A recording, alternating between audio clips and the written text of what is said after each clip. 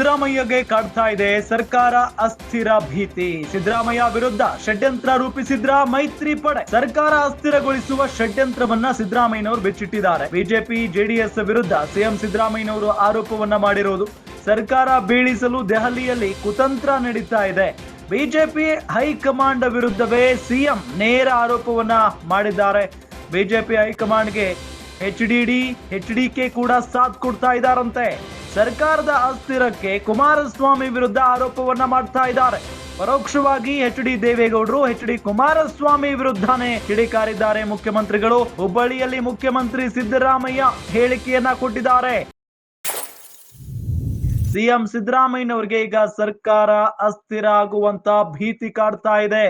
ಅದಕ್ಕೆ ಕಾರಣ ಬಿಜೆಪಿಯ ಹೈಕಮಾಂಡ್ ನಾಯಕರೇ ಸರ್ಕಾರವನ್ನ ಕೆಡುವುದಕ್ಕೆ ಪ್ರಯತ್ನವನ್ನ ಪಡ್ತಾ ಇದ್ದಾರೆ. ಅದಕ್ಕೆ ರಾಜ್ಯದ ಘಟಾನುಘಟಿ ಅಪ್ಪ ಮಗ ಅಂದ್ರೆ ಎಚ್.ಡಿ. ದೇವೇಗೌಡರು ಮತ್ತು ಕುಮಾರಸ್ವಾಮಿಯವರು ಪ್ರಯತ್ನವನ್ನ ಪಡ್ತಾ ಇದ್ದಾರೆ ಅಂತ ಹೇಳಿ ಪರೋಕ್ಷವಾಗಿ ಇಲ್ಲಿ ಆರೋಪವನ್ನ ಮಾಡಿದ್ದಾರೆ ಹುಬ್ಬಳ್ಳಿಯಲ್ಲಿ ಸಿದ್ದರಾಮಯ್ಯನವರು. ವಿಜೇಂದ್ರ ರಾಜೀನಾಮೆ ಕೊಡುವಂದ್ರೆ ಕೊಟ್ಬಿಡೋಕ್ಕಾಗತ್ತೇನೆ. ನಾನು ಹಾಗಾದ್ರೆ ವಿಜೇಂದ್ರ ಅಧ್ಯಕ್ಷರಿಗೆ ರಾಜೀನಾಮೆ ಕೊಟ್ಬಿಡು ಅಂತ ಹೇಳ್ತೀನಪ್ಪ. ಕೊಟ್ಬಿಡ್ತಾರ?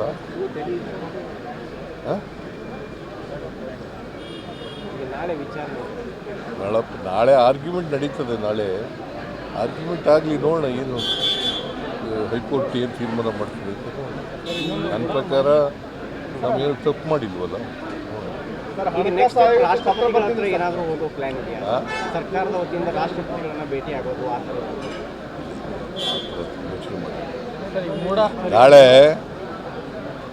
ರಾಜ್ಯಪಾಲರಿಗೆ ನಮ್ಮ ಎಲ್ಲ MLAಗಳು, ಮಂತ್ರಿಗಳು, MLCಗಳು, ಸಂಸದರು ಎಲ್ಲರೂ ಕೂಡ ಭೇಟಿ ಮಾಡಿ ಕುಮಾರಸ್ವಾಮಿ ಮೇಲಿರ್ತಕ್ಕಂಥ ಸ್ಯಾಂಕ್ಷನ್ ಕೇಳಿದಾರಲ್ಲ ಅದನ್ನು ಒತ್ತಾಯ ಮಾಡ್ತಾರೆ. ನಿರಾಣಿ ಮೇಲೆ ಕೇಳಿರ್ತಕ್ಕಂಥದ್ದು, ಜೊಲ್ಲೆ ಮೇಲೆ ಕೇಳಿರ್ತಕ್ಕಂಥದ್ದು, ಆಮೇಲೆ ಜನಾರ್ದನ್ ರೆಡ್ಡಿ ಮೇಲೆ ಕೇಳಿರ್ತಕ್ಕಂಥದ್ದು, ಅವುಗಳು ಭಾಳ ದಿನಗಳಿಂದ ಪೆಂಡಿಂಗ್ ಇದ್ದಾವೆ. ಅದನ್ನು ಕ್ಯಾಬಿನೆಟ್ ಇದಕ್ಕೆ ಎಂಥದ್ದು ಪ್ರಾಸಿಕ್ಯೂಷನ್ಗೆ ಕೊಡಿ ಅಂತ ಕೇಳ್ತಾರೆ. ಬಿಕಾಸ್ ಅವುಗಳೆಲ್ಲ ಕೇಸ್ಗಳಲ್ಲಿ ವಿಚಾರಣೆಯಾಗಿ ಚಾರ್ಜ್ ಶೀಟ್ ಹಾಕೋಕ್ಕೆ ಪೆಂಡಿಂಗ್ ಇದ್ದಾವೆ. ನಮ್ಮ ಕೇಸ್ನಲ್ಲಿ ವಿಚಾರಣೆನೇ ಆಗಿಲ್ಲ, ಯಾವುದೇ ರಿಪೋರ್ಟ್ ಇಲ್ಲ. ಎಚ್.ಡಿ. ಕುಮಾರಸ್ವಾಮಿ ಕೇಸ್ನಲ್ಲಿ ವಿಚಾರಣೆಯಾಗಿ ಚಾರ್ಜ್ ಶೀಟ್ ಹಾಕಬೇಕು, ಅದಕ್ಕೋಸ್ಕರ ಪ್ರಾಸಿಕ್ಯೂಷನ್ಗೆ ಪರ್ಮಿಷನ್ ಕೊಡಿ ಅಂತ ಕೇಳ್ತಾರೆ. ಇದನ್ನೆಲ್ಲ ನೋಡಿದ್ರೆ ಸಿದ್ದರಾಮಯ್ಯನವ್ರನ್ನ ಯಾಕೆ ಟಾರ್ಗೆಟ್ ಮಾಡ್ತಿದ್ದಾರೆ? ಸಿದ್ದರಾಮಯ್ಯನವ್ರನ್ನ ಯಾಕೆ ಟಾರ್ಗೆಟ್ ಮಾಡ್ತಿದ್ದಾರೆ? ಹೈಕಮಾಂಡ್ನವರು ನನ್ನ ಮೇಲೆ ನನ್ನ ಟಾರ್ಗೆಟ್ ಮಾಡ್ತಾ ಇದ್ದಾರೆ.